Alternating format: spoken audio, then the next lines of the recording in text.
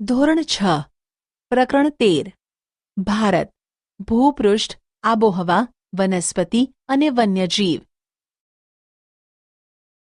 ભારત વિશાળ ભૌગોલિક વિસ્તારવાળો દેશ છે. વળી તે ભૌગોલિક વિવિધતા ધરાવે છે. આ વૈવિધ્ય આપણને વિસ્મય પમાડે છે. ઉત્તરમાં હિમાલયની પર્વતમાળા, જેના ઊંચા શિખરો બારે માસ બરફથી ઢંકાયેલા રહે છે. પૂર્વમાં બંગાળનો ઉપસાગર, પશ્ચિમે અરબ સાગર અને દક્ષિણમાં હિન્દ મહાસાગર આવેલા છે. ભારત લગભગ 32.8 લાખ ચોરસ કિલોમીટર ક્ષેત્રફળ ધરાવે છે.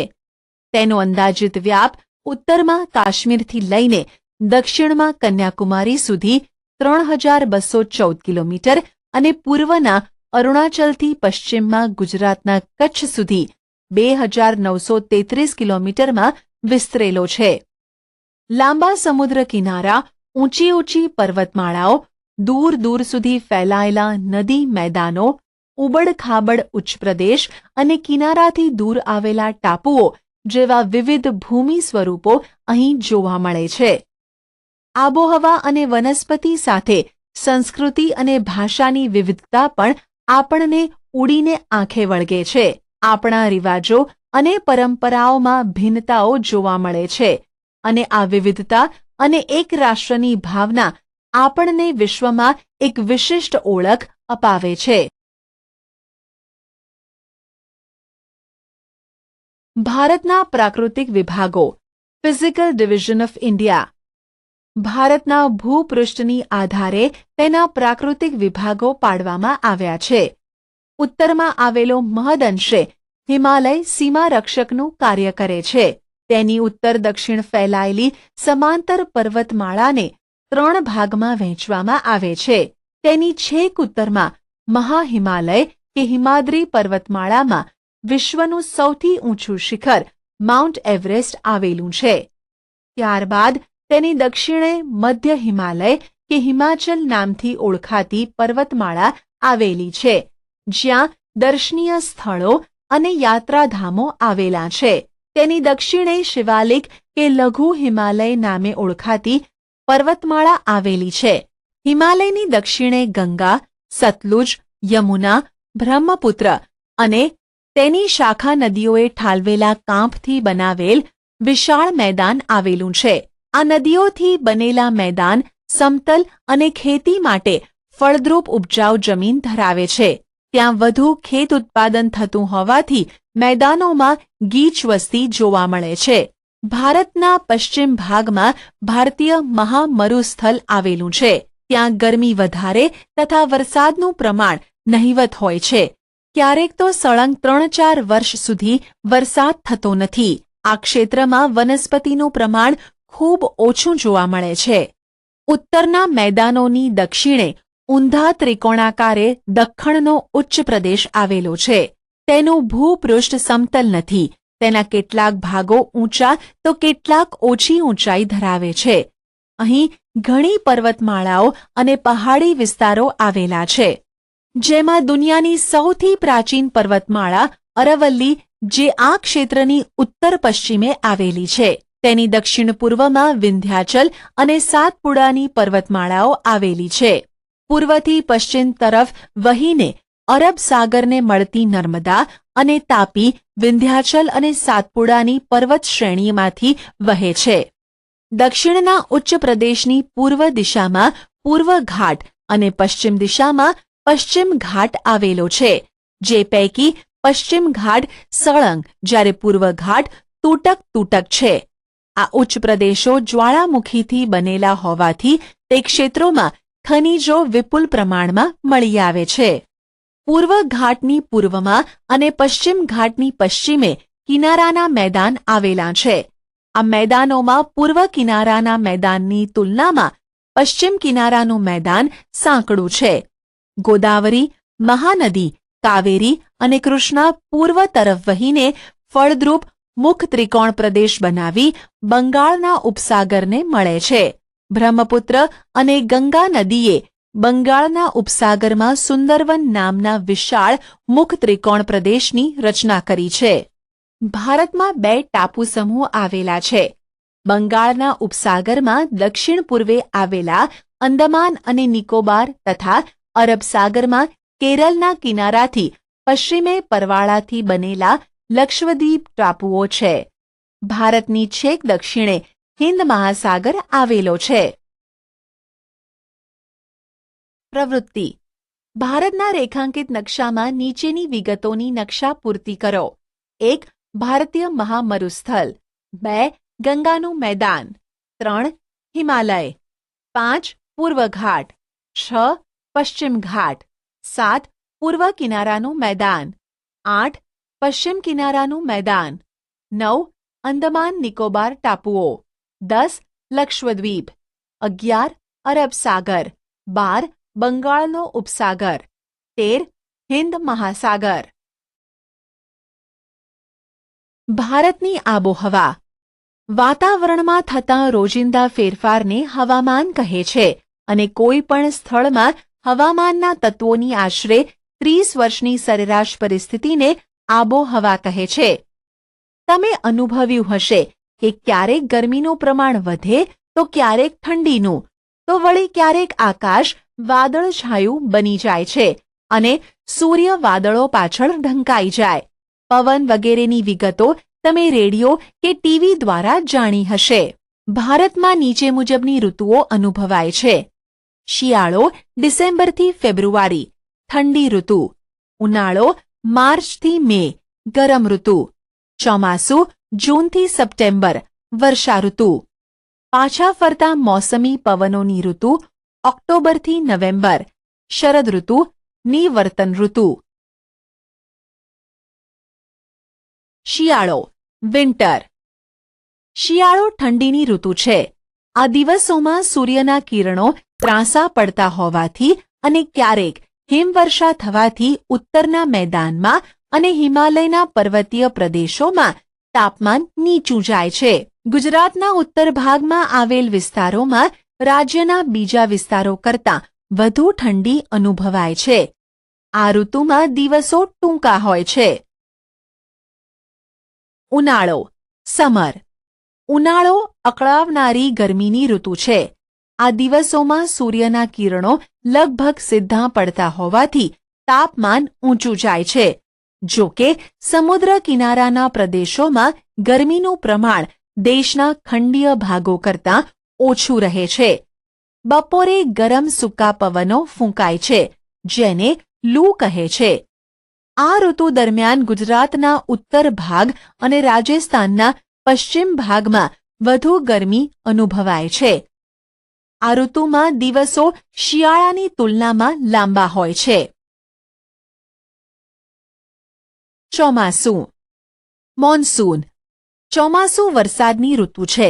દક્ષિણ પશ્ચિમ નૈઋત્ય દિશામાંથી વાતા પવનો સમુદ્ર પરથી ફૂંકાતા હોવાથી તે ભેજવાળા હોય છે.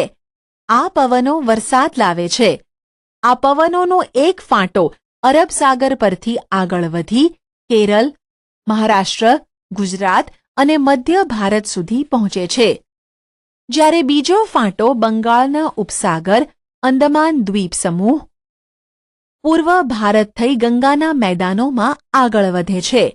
આ બંને ફાંટા આગળ જતાં એકબીજાને મળી પશ્ચિમ ઉત્તર પ્રદેશ, હરિયાણા, પંજાબ અને પૂર્વ રાજસ્થાન સુધી પહોંચી વરસાદ આપે છે. વરસાદના આગમનથી ખેડૂત વર્ગ ખેતીકામમાં પ્રવૃત્ત થઈ જાય છે. આ પવનોના માર્ગમાં પર્વતો આવે ત્યારે ત્યાં વધુ વરસાદ આવે છે. ગુજરાતમાં વરસાદની શરૂઆત જૂન મહિનાના બીજા કે ત્રીજા સપ્તાહથી શરૂ થઈ જુલાઈના પહેલા સપ્તાહ સુધીમાં તો આખા ગુજરાતમાં વર્ષાઋતુનું આગમન થઈ જાય છે. ગુજરાતમાં આ પવનોના માર્ગમાં મોટા પર્વતો ન હોવાથી વરસાદનું પ્રમાણ ઓછું હોય છે. ભારતમાં મોટા ભાગની ખેતી વરસાદ આધારિત હોવાથી સારા ચોમાસાનો અર્થ ખેતીમાં મબલખ પાક એવો કરાય છે. આ ઋતુ ખેતી માટે ખૂબ અગત્યની ગણાય છે. સાચો જવાબ પસંદ કરી યોગ્ય જગ્યાએ ડ્રેગ એન્ડ ડ્રોપ કરો. પાછા ફરતા મોસમી પવનોની ઋતુ. આ ઋતુમાં પવનો જમીન પરથી સમુદ્ર તરફ વાય છે. આ પરિસ્થિતિ ચોમાસાથી તદ્દન વિપરીત જોવા મળે છે. ઉત્તર પૂર્વ ઈશાન દિશામાંથી જમીન પરથી વાતા હોવાથી સૂકા હોય છે, તેથી વરસાદ આપતા નથી. આ દિવસોમાં આકાશ વાદળો વિનાનું સ્વચ્છ જોવા મળે છે. તાપમાન ઠીક પ્રમાણમાં વધે છે અને તેની લોકોના આરોગ્ય પર વિપરીત અસર પડે છે. ઓક્ટોબર પૂરો થતાં તાપમાન ઘટવા માંડે છે અને નવેમ્બરથી વહેલી સવારે ઠંડી અનુભવાય છે.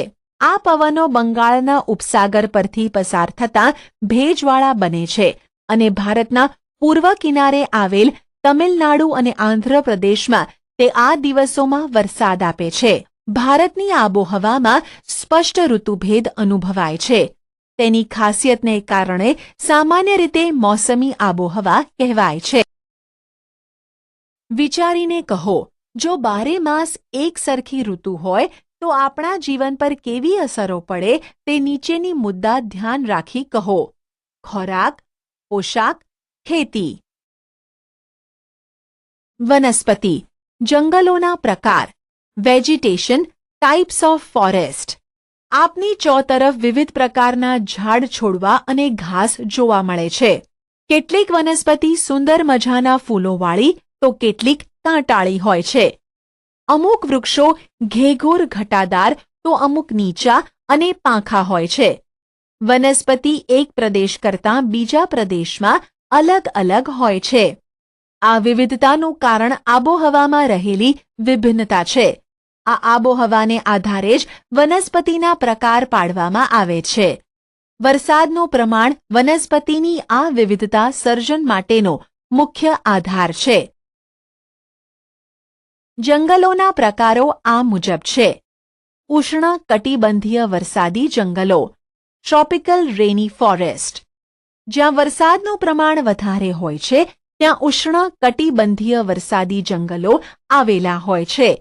આ જંગલોના વૃક્ષો ઘેઘૂર અને ઘટાદાર હોવાથી સૂર્યના કિરણો જમીન સુધી પહોંચી શકતા નથી.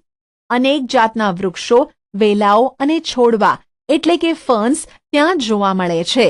વળી બધી જાતના વૃક્ષોમાં એક સાથે પાનખર આવતી નથી, પણ વર્ષભર અલગ સમય આવતી હોવાથી તે હંમેશા લીલાછમ દેખાય છે. આ પ્રકારના જંગલો પશ્ચિમ ઘાટના કિનારાના તરફના ઢોળાવોમાં પટ્ટી રૂપે અને અંદમાન નિકોબાર ટાપુઓમાં તથા ઉત્તર પૂર્વ ભારતના કેટલાક ભાગોમાં આવેલા છે. મહોગોની, રોઝવુડ, નેતર વગેરે વૃક્ષો અહીં જોવા મળે છે. ઉષ્ણ કટિબંધીય પાનખર જંગલો, ટ્રોપિકલ ડેસિડ્યુઅસ ફોરેસ્ટ. આ પ્રકારના જંગલો ભારતમાં ઘણા મોટા ભાગ પર આવેલા છે. આ જંગલો ઓછા ઘટાદાર હોય છે. તેમાં પાનખર ઋતુ દરમિયાન વૃક્ષો પાંદડા ખેરવે છે. આથી તેને ખરાઉ મોસમી જંગલો એવા નામે પણ ઓળખવામાં આવે છે. સાગ, સાલ, વાંસ, મહોડો, લીમડો વગેરે વૃક્ષો આ પ્રકારના જંગલોમાં જોવા મળે છે. સૂકા ઝાંખરાવાળા જંગલો, ડ્રાય એન્ડ સ્ક્રબ ફોરેસ્ટ. આ પ્રકારના જંગલો ઓછા વરસાદના પ્રદેશોમાં જોવા મળે છે. અહીં થતાં વૃક્ષો કાંટાળા હોય છે. થોર, ખેર, ખીજડો, બાવળ, બોરડી વગેરે મુખ્ય છે.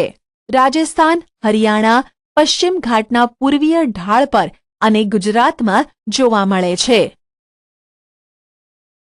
પર્વતીય જંગલો, મોન્ટેન ફોરેસ્ટ. આ પ્રકારના જંગલો તેના નામ પ્રમાણે પર્વતીય વિસ્તારમાં જોવા મળે છે. પર્વતોમાં જુદી જુદી ઊંચાઈએ વિવિધ પ્રકારની અને આકાર વૈવિધ્ય ધરાવતી વનસ્પતિ ઉગે છે. સમુદ્ર સપાટીથી 1500 મીટરથી 2500 મીટર સુધી ઉગતી વનસ્પતિ શંકુ આકારની અને સોયાકાર પાંદડા ધરાવતી હોય છે. તેના આકાર પરથી આ વનસ્પતિ શંકુદ્રુમ વનસ્પતિ તરીકે ઓળખાય છે. ચીડ, દેવદાર, પાઇન વગેરે આ પ્રકારની વનસ્પતિ ગણાય છે. મેનગ્રોવ જંગલો, મેનગ્રોવ ફોરેસ્ટ. આ પ્રકારના જંગલો સમુદ્રની ભરતીના ખારા પાણીમાં વિકસે છે. આ પ્રકારના જંગલો પશ્ચિમ બંગાળ, ગુજરાત અને આંદામાન નિકોબારના ટાપુઓના સમુદ્ર કિનારે આવેલા છે. ગંગાના મુખ ત્રિકોણ પ્રદેશમાં આવેલ સુંદરવન આ પ્રકારનું જંગલ છે. ત્યાં થતા સુંદરી નામના વૃક્ષો પરથી એ નામ પડ્યું છે. ગુજરાતના સમુદ્ર કિનારે આ પ્રકારના જંગલોમાં ચેરના વૃક્ષો જોવા મળે છે, જેનો ઉપયોગ સ્થાનિક લોકો બળતણ તરીકે કરે છે. પાઠની વિગતોને આધારે નીચેના કોષ્ટકમાં માંગ્યા મુજબની વિગતો ભરો. જંગલના પ્રકાર સામે તે જંગલોમાં જોવા મળતા વૃક્ષોની યાદી બનાવો. જંગલોનું મહત્વ.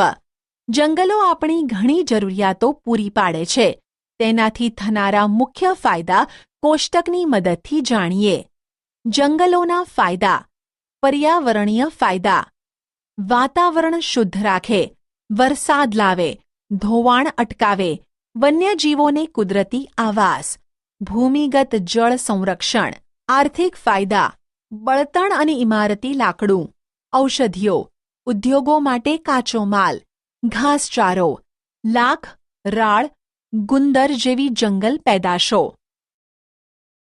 પ્રવૃત્તિ. તમારી આજુબાજુ ઉગતા વૃક્ષોના ઔષધીય ઉપયોગ વિશે શિક્ષકની કે વડીલોની મદદથી જાણો.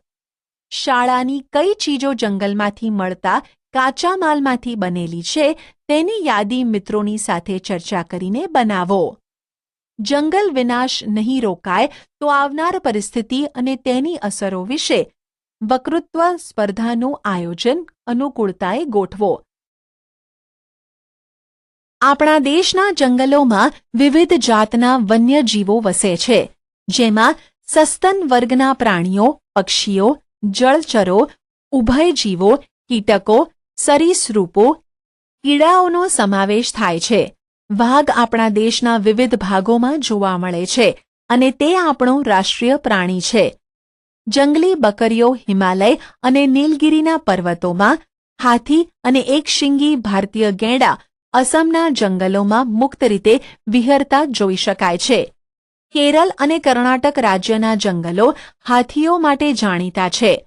કચ્છ, સુરેન્દ્રનગર અને પાટણના સૂકા ક્ષેત્રોમાં ઘુડખર જોવા મળે છે. એશિયાઈ સિંહો સમગ્ર વિશ્વમાં માત્ર ગુજરાતના ગીરના જંગલોમાં જોવા મળે છે. ભારતમાં પક્ષીની અનેક પ્રજાતિઓ જેવી કે સારસ, બતક, કોયલ, પોપટ, ઘોરાડ, ચીબરી, કાબર, સમડી, ગીધ, ગરુડ, ઘુવડ વગેરે વસે છે. મોર આપણું રાષ્ટ્રીય પક્ષી છે. આ ઉપરાંત ભારતમાં ગુજરાત, ઓડિશા વગેરે રાજ્યોના સમુદ્ર કિનારે સમુદ્રના કાચબાઓ ઈંડા મૂકવા આવે છે. આપણે ત્યાં સાપની ઘણી પ્રજાતિઓ જોવા મળે છે. તે પૈકીની મોટા ભાગની પ્રજાતિઓ બિનઝેરી છે. આપણા દેશના જળાશયો અને જળ પલાવિત વિસ્તારોમાં દૂર દૂર આવેલા ઠંડા પ્રદેશોમાંથી પક્ષીઓ શિયાળામાં બચ્ચાં ઉછેરવા આવે છે. ગુજરાતનું નળ સરોવર, ખીજડીયા, થોળ, છારીદંડ, કચ્છ વગેરે જગ્યાએ શિયાળા દરમિયાન હજારો વિદેશી પક્ષીઓ આવે છે અને શિયાળો પૂરો થતાં તે પોતાના વતનમાં પરત જાય છે. આવા પક્ષીઓ પ્રવાસી કે યાયાવર પક્ષીઓ નામે ઓળખાય છે. સિંહ. સિંહ ભારતમાં માત્ર ગીરના જંગલમાં જ જોવા મળે છે અને તે ગુજરાતનું રાજ્ય પ્રાણી છે. સંરક્ષણના પ્રયાસોથી તેની સંખ્યામાં વધારો થયો છે. વન વિભાગ દ્વારા પ્રવાસીઓ માટે સિંહ દર્શનના કાર્યક્રમનું આયોજન કરાય છે. જાણવા જેવું. સુરખાબ, ફ્લેમિંગો. સુરખાબ નળ સરોવર, કચ્છના રણમાં તથા કાદવિયા કે પાણીવાળા ક્ષેત્રોમાં જોવા મળે છે. તે લાંબા પગ અને સફેદ ગુલાબી ઝાંયવાળું શરીર ધરાવે છે. ભારતમાં માત્ર કચ્છમાં જ તે માળા કરે છે. જમીન પર કિચડવાળી ક્ષારીય માટીમાં નાનો ગોળ ટીંબો બનાવી તેના મથાળે ખાડો કરી તેમાં ઈંડું મૂકે છે.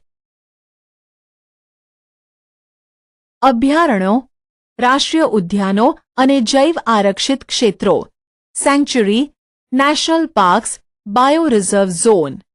વન્યજીવોના સંરક્ષણના હેતુથી કેટલાક વિસ્તારોને ખાસ કાયદાકીય જોગવાઈથી નીચે મુજબના વિસ્તારો કે ક્ષેત્રો જાહેર કરવામાં આવે છે, જેની મુખ્ય વિગતોની માહિતી મેળવીએ.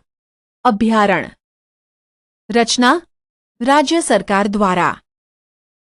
અન્ય વિગતો પાલતુ પશુઓને મંજૂરી બાદ ચરાવવાની છૂટ. ઉદાહરણ બાલારામ અભયારણ્ય, નળ સરોવર પક્ષી અભયારણ્ય.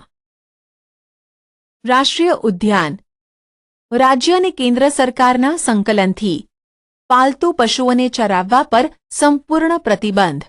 ગીર રાષ્ટ્રીય ઉદ્યાન, વેળાવદર રાષ્ટ્રીય ઉદ્યાન. જૈવ આરક્ષિત ક્ષેત્ર આંતરરાષ્ટ્રીય માપદંડો મુજબ.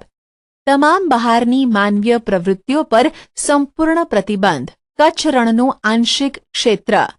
નીલગિરીનું ક્ષેત્ર દક્ષિણ ભારત. જંગલો અને વન્યજીવોની સુરક્ષા આપણા સૌની જવાબદારી છે. તેના સરકાર દ્વારા ઘડવામાં આવતા કાયદા અને મૂકવામાં આવતા પ્રતિબંધોનો અમલ કરવા આપણે સૌએ કટિબદ્ધ થવું પડશે. પ્રવૃત્તિ શાળામાં વન વિભાગના અધિકારીને વક્તવ્ય માટે બોલાવી તમારા વિસ્તારની વનસ્પતિ અને વન્યજીવોની માહિતી જાણો. આપેલા વિકલ્પોમાંથી